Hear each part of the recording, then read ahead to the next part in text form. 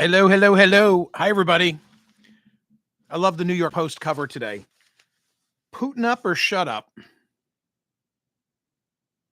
Headless man in topless bar. I'll never forget it. Never forget that headline from the New York Post. Join me and check out the all-new Play Gun Lake online casino and sportsbook app. Winning is always a rush, but the money is in the moment. It's the anticipation of a face card, the thrill of an extra spin, the pure joy of a jackpot, lots of hot new slots, plus all your favorite casino games. Easier than ever to get in on the action at Play Gun Lake. Plus, you can get up to $1,000 casino bonus back if you're down in the first 24 hours. That bonus has to be wagered.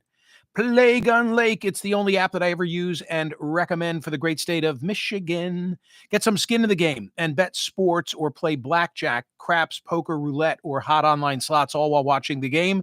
Make your downtime fun time. Double down with a live dealer right now on your phone. All the action and excitement just like casino floor is at your beck and call. New users, $1,000 casino bonus back if you're down in the first 24 hours. Your casino bonus has to be wagered. PlayGunLake.com. They've got all the details. Play for the glory, play for the money. Play Gun Lake Casino.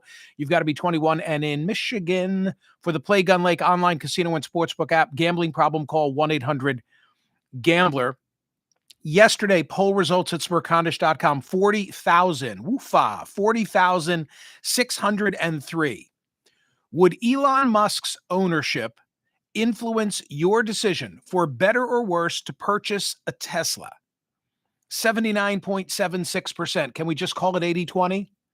The yes is 80%. Would Elon Musk's ownership influence your decision? 80% say yes, it would. Now, I expressly said for better or worse, but my gut tells me that most people responding to the poll were saying, yes, it would influence me, and it would influence me for the worse.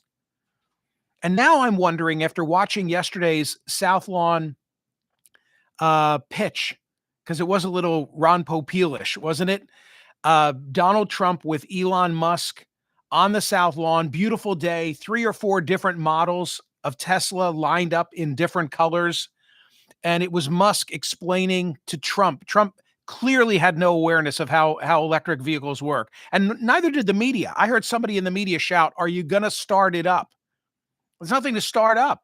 And I heard President Trump make reference to the engine. There is no engine.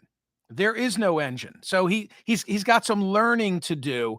But what I'm most interested pertaining to yesterday's poll question to learn and to see, will Republicans embrace electric vehicles? Will more Republicans embrace Tesla? Because I do think that the environmental friendliness of electric vehicles drew a lot of Democrats and fewer Republicans. Now, and we've got so many stories that we've had in the newsletter and again today, many Democrats, many progressives are turning their back on Musk and saying, I'm not going to buy that car. Okay. Will Republicans fill that void? And I think Chargers are going to be interesting to watch. You've heard me say perhaps before that despite the promises of the infrastructure bill, which promised that there would be chargers all over the place, that has just not materialized. I don't have exact data on it, but I did a couple of months ago and talked about it on CNN. But there are still areas that are just charger deserts. And where we have this urban and suburban inner ring of suburbia versus rural divide, politically speaking, in the country, you've got more Republicans being in those rural areas. Those are the areas where you don't have charging stations. So maybe this is going to break the dam. Maybe Trump embracing Musk and to a limited extent electric vehicles is going to mean that there will be chargers more plentiful than there are today. That's what I'm really interested to see. Interesting question. Will Republicans now be buying more electric vehicles? Today's poll question on this Wednesday: if Ukraine and Russia make peace, does Trump deserve credit? If Ukraine and Russia make peace, does President Trump deserve credit for having brokered that peace? Mine is a yes vote.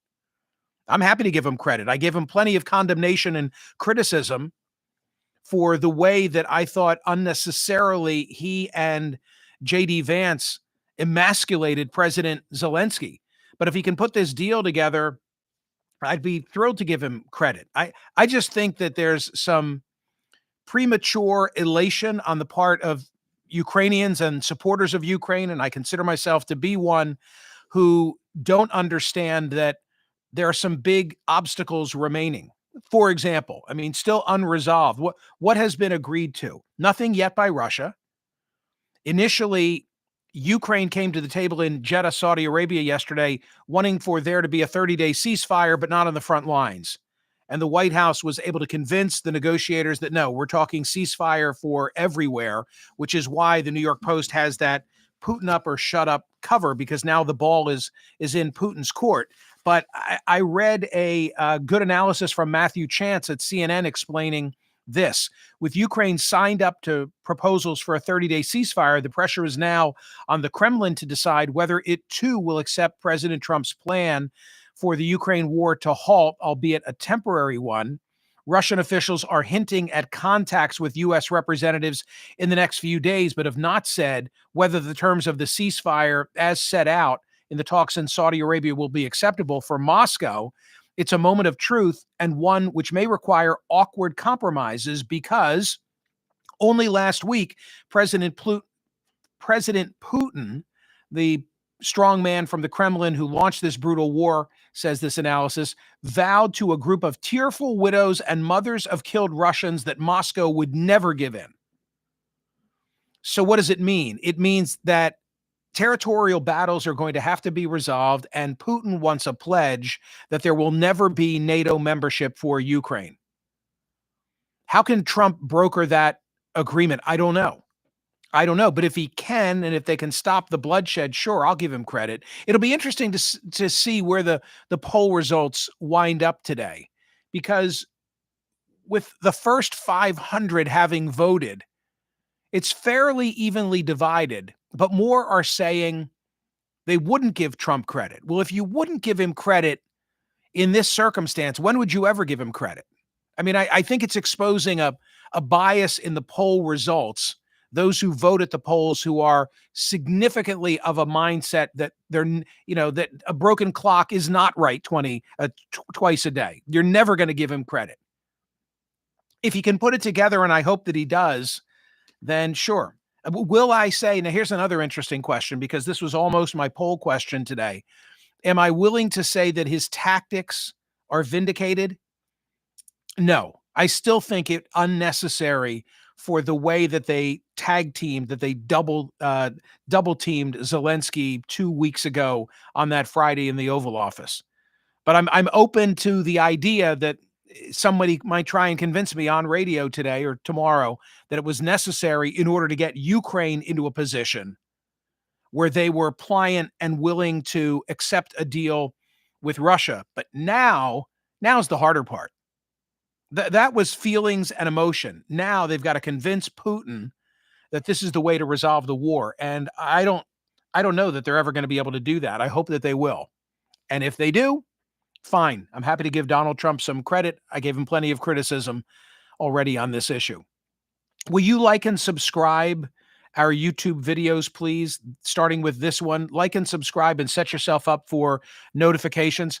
And also, thank you so much if you joined me last night for the launch of the Mingle presentation, the Mingle movie, as we are calling it, and the Q&A that followed. I was overwhelmed with the number of people who were watching and the comments and so forth. If you didn't join me in real time, it's okay. It's now available for everybody and at their leisure. I was eager to launch it, with a big to-do last night, but it's in the newsletter today and it's posted right now on my YouTube page. And the ask is, watch it. If you agree with it, if you appreciate the message, share it. And if you have a social media platform, please consider using it to push out the message of the Mingle movie. It was great fun last night, and I was just thrilled with the people who were there and the reactions that I heard. Like, this is a message we can all buy into, to be more like our parents and our grandparents and participate in our community and salve that disconnect. Volunteerism, joining, getting out and about in your community. I won't give you the whole pitch. I gave it to you last night. Go watch the Mingle movie. Thank you, and go vote at Smerconish.com.